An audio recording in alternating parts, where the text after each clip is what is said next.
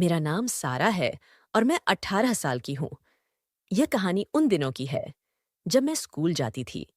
मेरी अम्मी हिना एक प्राइवेट स्कूल में इंग्लिश की टीचर थीं और मेरे पापा दुबई की एक बड़ी कंपनी में काम करते थे। वह साल में एक दो बार इंडिया आते थे और जब भी घर आते, घर में एक अलग ही रौनक होती थी।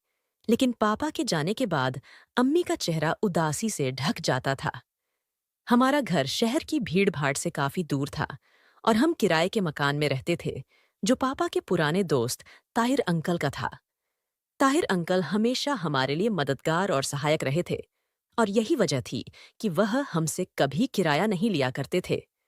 ताहिर अंकल का हमारे घर आना एक तरह से अम्मी के अकेलेपन को कम कर देता था। उनके आने पर अम्मी के चेहरे पर मुस्कान लौट आती थी, जैसे वह थोड़ी देर के लिए ही सही सब कुछ भूल जाती थीं। कभी-कभी हम सब मिलकर ताहिर अंकल की कार में आउटिंग पर भी जाते थे।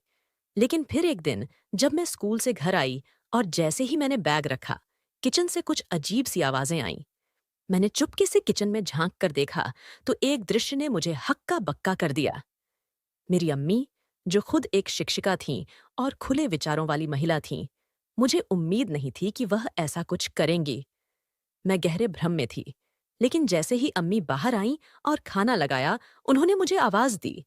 हम तीनों ने मिलकर लंच किया और फिर मैंने टीवी देखना शुरू किया। अम्मी और अंकल आराम करने लगे और रात में लगभग 10 बजे हम सभी सोने चले गए। मुझे नींद तो आ नहीं रही थी और तकरीबन 2 घंटे बाद जब मेरी आंखों में हल्की सी झपकी आ रही थी, तो मुझे चूड़ियों के खनकने की आवाज आई। धीरे धीरे मेरी आंखें खुली और मैं चुपके से खिड़की से झांकने लगी। मैंने देखा कि अम्मी और अंकल दोनों बातें कर रहे थे और अंकल ने अम्मी से कहा, हिना, हम दोनों जो कर रहे हैं। इस मोड़ पर कहानी और भी गहरी हो जाती है और जो भावनाएं छिपी हुई थीं, वे अब सामने आने लगती हैं। तुम्हारे शौहर अल्ताफ मेरे बहुत अच्छे दोस्त हैं। दुबई जाने से पहले उन्होंने मुझसे कहा था कि मैं तुम्हारा और तुम्हारी प्यारी बेटी सारा का अच्छे से ख्याल रखूं। ताहिर अंकल ने अपनी बात को जोर देते हुए अम्मी को समझाया था और अंकल के दिल की बात अम्मी ने समझ ली थी। एक दिन जब मैं सुबह उठी तो देखा कि अंकल लेटे हुए थे। मैंने उन्हें देखकर पूछा, अम्मी, कहाँ हैं? तो अंकल ने जवाब दिया, वो तो कॉलेज चली गईं। मैंने कहा, ठीक है, क्या मैं आपके लिए चाय बना दूं? अंकल ने सिगरेट जलाते हुए सिर से हाँ में इशारा किया। थोड़ी देर बाद मैं चाय लेकर उनके पास गई। अंकल ने मुझे पास में बैठने का इशारा किया और मैं चुपचाप उनके पास बैठ गई। फिर अचानक उन्होंने प्यार से मेरा सिर सहलाते हुए सवाल किया, कल रात तुम सो रही थी या जाग रही थी? अचानक ऐसा सवाल सुनकर मैं थोड़ी सकपकाई। मुझे लगा जैसे अंकल ने अम्मी और उनकी बातें सुन ली हों। फिर उन्होंने कहा, देखो सारा, मैं तुम्हारा अंकल हूं। तुम्हारी अम्मी का ख्याल रखना मेरा फर्ज है।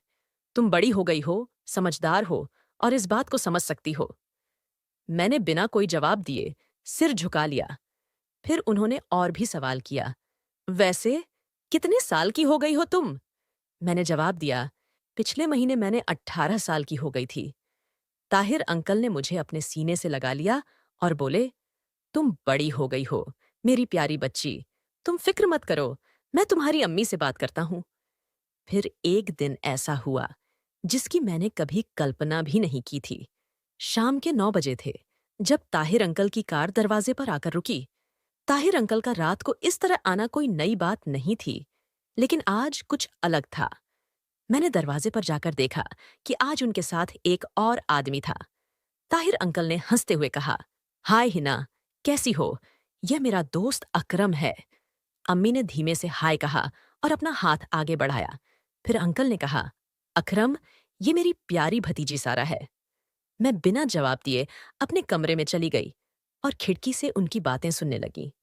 ताहिर अंकल अम्मी को कमरे में ले गए थे, जबकि अकरम अंकल बरामदे में रुके हुए थे। अकरम ने कहा, हिना, यह मेरा दोस्त अकरम है और आज रात यह हमारे साथ ही रुकेगा। अंकल अम्मी को समझा रहे थे, लेकिन अम्मी मानने को तैयार नहीं थीं। अम्मी ने कहा, तुम्हारी बात अलग है, तुम मेरे शौहर के दोस्त हो। एक गैर मर्द को घर पर नहीं रोक सकती। ये शब्द मेरी अम्मी के दिल की शंका और आंतरिक संघर्ष को जाहिर कर रहे थे। अम्मी, जो अपनी सोच में उलझी हुई सोफे पर बैठी थीं।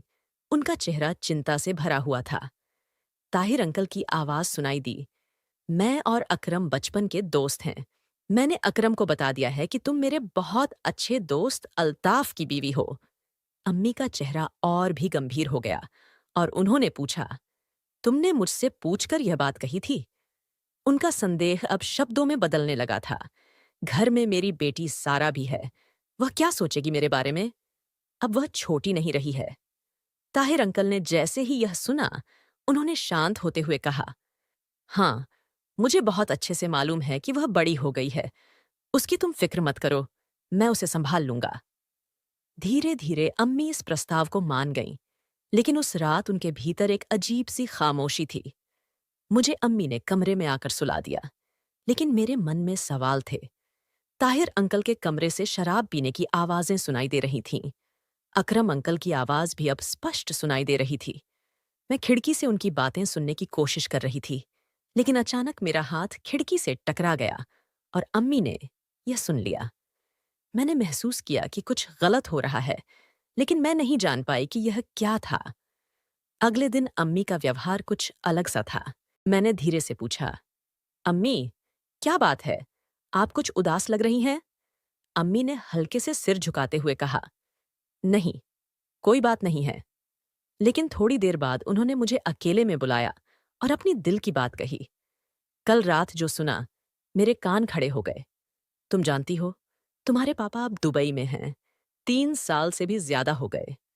अम्मी की आवाज में एक दर्द था और उनके गले से आंसू झलक पड़े। उन्होंने पूरी सच्चाई बताई। तुम्हारे अब्बू को दुबई में पुलिस ने पकड़ लिया था। मुझे समझ में नहीं आ रहा था कि क्या करूं, इसीलिए मैंने ताहिर और अकरम से मदद ली थी। लेकिन अब वह लोग मुझे परेशान करने लगे हैं। अम्मी की हालत बहुत बुरी थी। मैंने उन्हें दिलासा देते हुए कहा, कोई बात नहीं अम्मी, मुझे समझ में आ रहा है। आप चिंता मत करें। अम्मी की आंखों में थोड़ी राहत नजर आई और उन्होंने कहा, बेटी, तुम नाराज नहीं हो ना? मैंने मुस्कुराते हुए कहा, नहीं अम्मी, नाराज होने की बात ही क्या है? ऐसा किसी के साथ भी हो सकता है। अम्मी के चेहरे पर हल्की सी मुस्कान आई और उस क्षण में मुझे महसूस हुआ कि मैं उनकी सबसे बड़ी सहारा बन चुकी थी। फिर एक दिन अम्मी ने ठान लिया कि वह अब किसी भी ऐसे हालात में नहीं रहेंगी जो उनकी और मेरी जिंदगी को खतरे में डालें। उन्होंने अकरम अंकल से पूरी तरह से बात की और कहा कि अब वह उनसे कोई भी संपर्क नहीं रखेंगी। उन्होंने अपने और मेरी जिंदगी के लिए एक नई शुरुआत का फैसला लिया और अपने सभी कमजोरियों को पीछे छोड़ दिया। अब हमारे जीवन में एक नई दिशा और उम्मीद थी। हम दोनों ने मिलकर यह निश्चय किया कि हम एक दूसरे के सहारे से जीवन के किसी भी संघर्ष का सामना करेंगे। यह कहानी हमें यह सिखाती है कि कोई भी मुश्किलें हमें कमजोर नहीं कर सकती अगर हम एक दूसरे का साथ दें। हमारी ताकत सिर्फ एक दूसरे में